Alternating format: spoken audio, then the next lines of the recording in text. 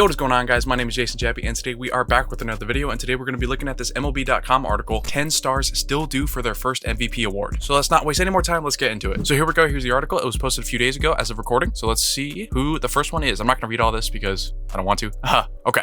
Yordan Alvarez. So it says here he finished third in 2022, been primarily a DH, but that didn't stop Ohtani. That's a good point. So what I'm going to do with this article is kind of talk about, do I think they're going to win? Do I think they should have won in the past or anything? So Yordan Alvarez, do I see him ever winning an MVP? That's a tough one because one of the reasons Ohtani won the MVP as a DH was that he stole 50-something bases, right? Yordan Alvarez doesn't really provide much value on the base paths. Now on the flip side, Yordan Alvarez can play the outfield. So it's tough. So do I think he ever wins an MVP? I don't know. He's kind of slow. He's not the greatest defender, but he's a fantastic hitter. I would say he definitely has the talent. I don't know. It's very tough. This is actually a great question. How old is he? As you can see, Yordan Alvarez is 27 years old. If I had to bet, I would guess that he won't ever win one. And that's not even because of him. I think, Aaron Judge, I think Bobby Witt could be great for many years to come. It's very hard for someone of his kind of play style to win an MVP because he doesn't provide much defensive or base running value. Most, if not all of his value comes from his hitting. I would say probably not going to win MVP, but I could be wrong. I mean, he could have an Ohtani-esque year where he's like definitely the best hitter in the AL and he could win it. So that's what I'll say. Vladimir Guerrero Jr. Best finish second. I think that 2021 was his best year. Guerrero Jr. hasn't really been that good since, with how stacked the AL is with Aaron Judge, Bobby Witt, even Yordan Alvarez, as we talked about. It's going to be very tough for him to win an AL MVP. If I had to guess, I would say he probably won't win one in his career, but certainly a very good player. His best shot to win one was in 2021, and Ohtani was just better. So that was unfortunate for him, but yeah, still a very good player. Francisco Lindor. Yeah, he did finish second this year. So do I think that Lindor will ever win an MVP? Certainly a great player. He's not like the fastest, but he's certainly a good hitter, great defender, all around, really smart. He's a switch hitter. I could see him winning one. I could definitely see him winning one more than Vlad Jr., for instance. I've also thought about this too, is that in my opinion, I think Tatis still has to win one. Let's say Juan Soto is in the NL. I think Juan Soto is going to win one. Ohtani, as long as Ohtani is this good, he's definitely a threat to win one. So it's tough with the competition, but I'll go out on a limb and say that he definitely could. He's a switch hitting shortstop who's a great defender. He can rack up a lot of WAR really easily. So I'll say sure, he might win one. Manny Machado. As a Dodger fan, it's fun to talk about Manny Machado. Throwback to when Manny Machado said, "I bet my contract that the Padres will win a World Series before the Dodgers do." It's my contract.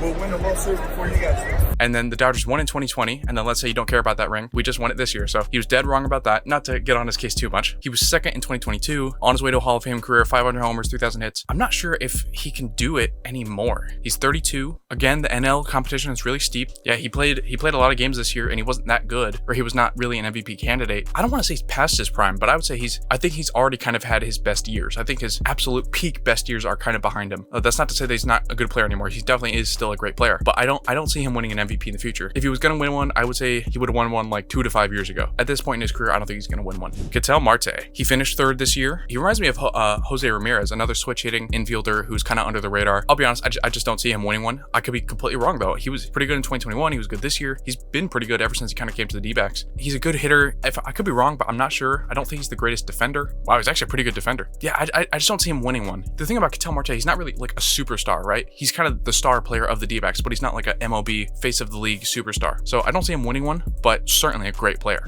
Jose Ramirez. So he finished second in 2020. MLB.com is saying that Jose Ramirez should have won in 2020. I'll go out on a limb and say that I think Jose Ramirez could win one. Switch hitting, third baseman. This guy just rakes. He's also pretty fast. He steals a lot of bases. I think he almost had a 40-40 season. This guy is just valuable. And I think in a year where the AL as a total has kind of a down year, let's say Judge gets hurt or something, let's say Bobby Witt isn't quite as good, where Jose Ramirez has like a breakout kind of year, I definitely could see him winning. People always talk about how underrated and how undervalued and how underappreciated Jose Ramirez is. There could be a year, one of these years, where that won't happen. They'll have no choice but to recognize him. So I could see him definitely winning an MVP. Corey Seager, former Dodger. So Corey Seager is very interesting. So he finished second last year, took a step backward in 2024. Thing about Corey Seager, he's a postseason god, right? 2 World Series MVPs, NLCS MVP, 2 World Series rings. The thing is, will he stay healthy, right? He's had a few years where he just can't really stay healthy. And the thing about Seager, he's also not very fast, so he's not going to get a lot of stolen bases. Not that that's huge, but it definitely does play into it. There are other guys, like the guys earlier on the list, that are more likely to win one than him, but he's certainly a fantastic hitter. A really good hitting shortstop is somewhat rare, so he could, but I don't think so.